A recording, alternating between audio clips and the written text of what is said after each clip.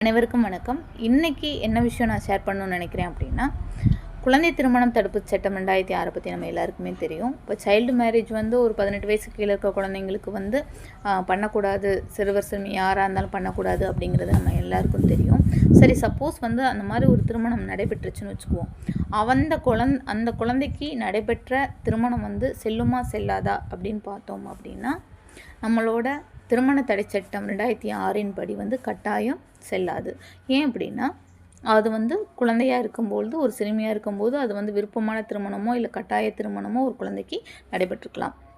இப்போது அந்த நடைபெற்ற திருமணம் அவங்க அடல்ட் ஆகிட்டாங்க அப்படின்னா, அந்த திருமணம் செல்லுமா செல்லாதா அப்படின்னு நம்ம பார்க்கும்போது, அந்த குழந்தை திருமணம் நடைபெற்று 4 ஆண்டுகள் வரை, இப்போ அவங்களுக்கு ஒரு 17 வயசு அந்த மாதிரி இருக்குன்னா 18, 19, 20, 21 அந்த 4 ஆண்டுகள் வரை அவங்க சேர்ந்தே வாழ்ந்திருந்தா கூட அந்த திருமணம் செல்லாது என நம்ம நீதிமன்றத்தில் வழக்கு போட்டு நம்ம அது செல்லாது அப்படின்னு சொல்லி நம்ம முடிச்சுக்க முடியும்.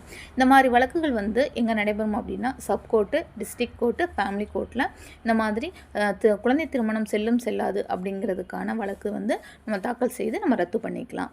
இல்லை, நமக்கு குழந்தை திருமணம் நடைபெற்று இப்போ 4 ஆண்டுகள் முடிந்து 5வது ஆண்டு 6வது ஆண்டு நடைபெற்று கொண்டு இருக்கிறது அப்படின்னா, அவங்க முறையாக டிவோர்ஸ் தான் பண்ண முடியும்.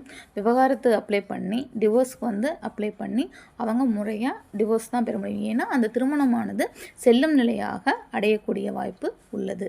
அதனால் உங்களுக்கோ இல்லை உங்களுக்கு தெரிஞ்சவங்களுக்கோ யாருக்காவது இந்த மாதிரி குழந்தை திருமணம் நடைபெற்று இருந்தது, ஆக்சுவலாக குழந்தை திருமணம் நடைபெறக்கூடாது. குழந்தை திருமணம் நடைபெற்றால் நம்ம 1098க்கு சைல்டு ஹெல்ப்லைன் நம்பர் 1098க்கு கால் பண்ணி சொல்லணுங்கிறது நம்ம எல்லாருக்குமே தெரியும்.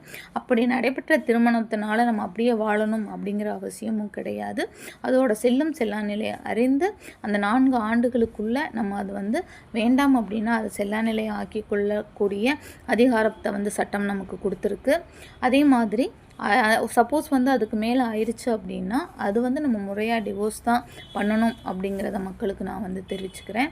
ஸோ மோஸ்ட்லி குழந்தை திருமணம் நடக்காமல் பார்த்துக்குவோம். குழந்தைக்கு தொடர்ந்து என்னோடய சேனலை சப்போர்ட் பண்ணுங்கள். என்னோடய வீடியோஸ் பிடிச்சிருந்தது அப்படின்னா லைக் பண்ணுங்கள். சப்ஸ்கிரைப் பண்ணாதவங்க சப்ஸ்கிரைப் பண்ணுங்கள். தேங்க்யூ.